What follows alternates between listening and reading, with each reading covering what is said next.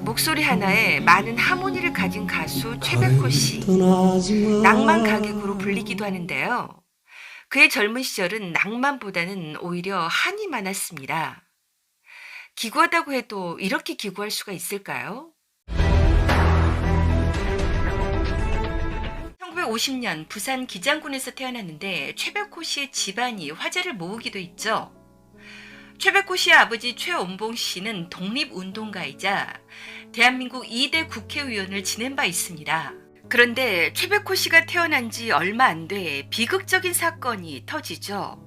생후 5개월에 아버지가 교통사고로 돌아가신 것이었어요. 그것도 아들을 보러 오는 길에 당한 교통사고. 그의 친할아버지는 어린 손주를 애비 잡아먹은 자식이라고 생각해 내쳤습니다. 아버지 없이 생활이 어려운 그의 가족에게 경제적 도움을 전혀 주지 않았어요. 최백호 씨는 어머니와 위로 누나가 둘 있었죠. 그런 한이 맺혀 지금도 친가 쪽 사람들과 연을 끊고 산다고 해요. 당시 어머니는 시골 초등학교 선생님이었는데요. 어머니가 정근을 가면 자신도 어머니를 따라 여기저기 떠돌이처럼 생활합니다. 잦은 전학과 아버지의 부재에서 오는 외로움을 달래려 초등학교 시절부터 나무 위에 올라가 습작하던 습관이 자기가 스스로 노래를 만들게 하는데 밑거름이 된 것 같다고 밝히기도 했죠. 그는 어렸을 때 그림에도 재능을 보였는데 학창시절 꿈은 영화 감독이었다고. 고등학교를 졸업할 무렵 영화 감독이 될 결심을 하고 모 대학의 연극영화과에 합격했는데요. 가정 형편이 어려워서 진학을 포기하게 됩니다. 이미 누나 둘이 대학에 재학 중이었는데 어머니의 수입으로는 막내까지 대학에 보낼 처지가 안 됐어요. 어머니가 그에게 1년만 있다가 대학에 가면 좋겠다고 해서 고등학교를 졸업하고 집에서 혼자 그림 공부를 했다고. 과거에 엄청 박했던 교사 월급인데다 혼자 벌어서는 생활하기도 버거워 어머니는 부산에서 장사를 시작하게 돼요. 그런데 얼마 안 가 어머니가 췌장암에 걸려 불과 몇 개월 만에 돌아가십니다. 최백호 씨가 재수하던 1970년 20살 때였어요. 어머니는 20대에 남편을 잃고 청산과부가 되어 3남매를 홀로 키워오시다 48이라는 젊은 나이에 세상을 떠나신 것입니다. 그 후 그는 먹고 살기 힘들어 차라리 군에 입대하고 말죠. 그러나 입대 반년 만에 결핵에 걸려 군에서 의가사 제대합니다. 지금은 상상하기 힘들지만 당시 결핵은 사망 선고나 다름없는 중병이었어요. 최백호 씨는 경남 동래군의 일광해수욕장 인근에 가장 싼 방을 구해 혼자 요양 생활을 시작합니다. 그러다 월세를 낼 돈마저 떨어지자 산속에 들어가서 오두막을 지어서 기거하게 됩니다. 최백호 씨는 당시를 이렇게 기억했어요. 중고 기타 하나 들고 산속으로 들어갔다. 2년간 지독하기도 힘들었던 시간은 기타 치고 노래 부르고 그때그때 떠오르는 생각들을 습작하면서 음악에 집중했다. 최백호 씨 노래의 쓸쓸함과 고독이 짙게 묻어나는 것은 이런 어린 시절과 청년 시절을 보냈기 때문인 듯. 약 2년간의 요양으로 몸이 어느 정도 회복되자 최백호 씨는 우연히 부산 한 라이브 클럽에서 노래할 기회를 얻게 되었어요. 친구의 매형이 라이브 클럽을 운영하면서 노래할 가수를 찾자 손님이 드문 시간대에 노래를 부르기로 하고 무대에 올랐습니다. 그런데 일주일 만에 입소문이 났고 서울의 쉘브르 출신 가수들이 내려와 노래하던 대형 라이브 클럽으로 스카웃되었어요. 최백호 씨 특유의 허스키한 목소리와 짙은 음색은 사람들을 당장 매료시킨 것. 사는 게 절망적이었는데 통기타를 들고 노래하는 순간 돈이 생긴 것이죠. 노래하면서 좋다, 즐겁다라는 생각은 한 번도 해본 적이 없다고 합니다. 이거 하면 돈이 나오고 배도 안 고프다라는 그 생각뿐이었다고. 이렇게 최백호 씨는 먹고 살기 위해 통기타 가수가 됩니다. 그 당시 아내에게 바치는 노래로 유명한 가수 하수영 씨를 만났는데 그를 서라벌 레코드에 소개해 줬어요. 고등학교 때부터 본격적으로 기타를 치며 곡도 몇 곡 만들어 첫 앨범부터 자작곡을 담았습니다. 서라벌 레코드와 5년 전속 계약을 한 그는 1977년 1집 내 마음 갈 곳을 잃어를 발표했어요. 이 노래 가사를 듣고 사람들은 연인과의 이별을 떠올리지만 사실은 어머니를 그리워하며 만든 거라고. 평생을 고생하신 어머니가 깊어가는 가을 10월에 돌아가셨죠. 가을엔 떠나지 말아요.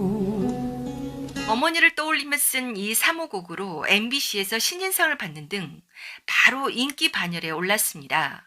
연이어 그자, 이병전야 등이 히트하며 승승장구하죠. 날이 오면은 모아놓자 우리의 젊음을 위하여. 그러나 수익을 배분받지 못해 형편이 나아지지 않았어요. 앨범은 물론 지방 공연 수입조차 안 줘 하숙집에 월세를 못 낼 정도였다고. 그때 지구 레코드에서 900만 원의 스카우트 제안을 해왔는데 당시 반포 아파트 21평이 1200만 원 하던 시절이었어요. 야심차게 지구 레코드로 옮긴 그는 1979년 3집 영일만 친구를 내고 또다시 대대적인 히트를 쳤습니다. 바닷가에서 오두막집을 짓고. 그런데 그 후 낭만에 대하여라는 노래로 뜨기 전까지 무려 15년이라는 긴 슬럼프에 빠지게 됩니다.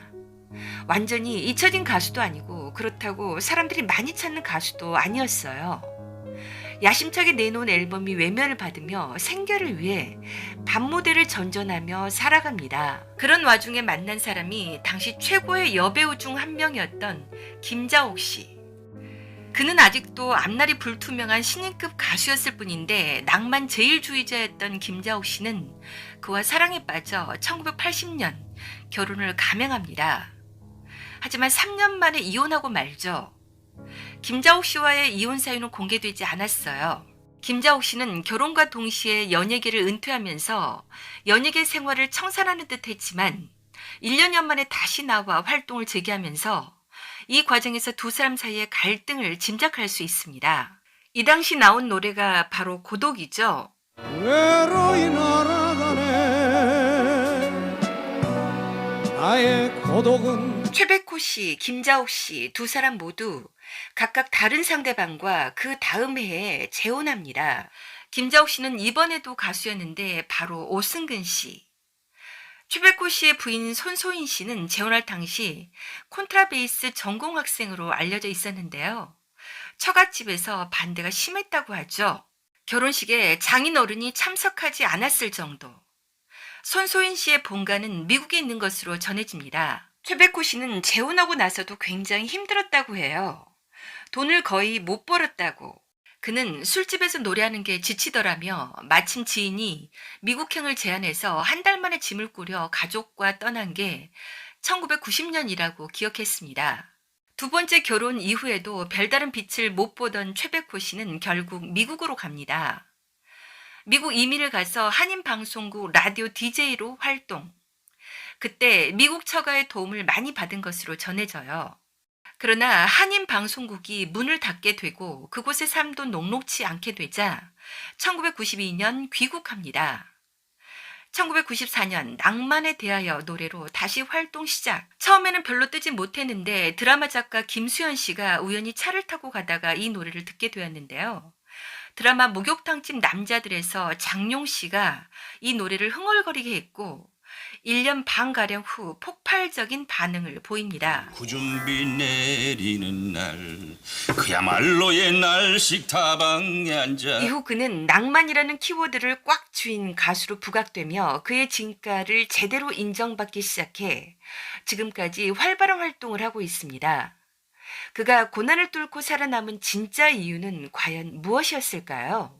최백호 씨는 최근에도 동료나 후배들에게 곡을 선물하고 아이유와 듀엣을 하는 등 열린 마음으로 교류하고 있는데요. 자기가 지금까지 가수로 활동하며 살아남은 이유를 이렇게 말하기도 했습니다. 부모의 영혼은 자식에게 깃들어 작용하는 듯해요. 제가 부모님께 물려받은 DNA도 있지만 능력치를 넘어 뭔가가 작용한다는 느낌이 들 때가 있거든요. 문득 악상이나 영감이 떠오를 때도요. 부모님의 힘이라고 생각하죠. 살아생전 어머니는 28살에 국회의원이 되셨으며 기골이 장대했던 아버지의 얘기를 많이 해주셨고 그런 아버지의 얘기는 어린 자신에게 마치 신화처럼 느껴졌다고 합니다. 또한 어린 시절 그의 머리맡에는 늘 아버지의 사진이 있어 돌아가셨지만 항상 자기를 지켜준다고 생각했고 어머니에 대한 그의 사랑은 이미 노래로 표현되었죠. 최백호 씨는 놀라운 고백을 하기도 했습니다. 단돈 10원도 벌지 못한 시절이 있었다. 때문에 처가의 도움을 받기도 했다며 그때 어떻게 살았을까 사흘을 계속 울고 다녔다라고 말했어요. 최백호 씨는 어려움을 겪었던 시기를 함께 버텨준 아내에 대한 고마운 마음을 드러내며 아내와 음악 때문에 힘든 시절을 버틸 수 있었다고 전했습니다. 최백호 씨의 재산에 대해서도 사람들이 관심이 많은데요. 그는 젊었을 때는 힘들게 살았지만 지금은 돈 걱정은 하지 않고 사는 것 같습니다. 그는 음악을 전공한 사람이 아니기 때문에 대충 배워서 기본이 없다라고 하지만 그의 음악은 사람들의 심금을 울리기에 부족함이 없습니다.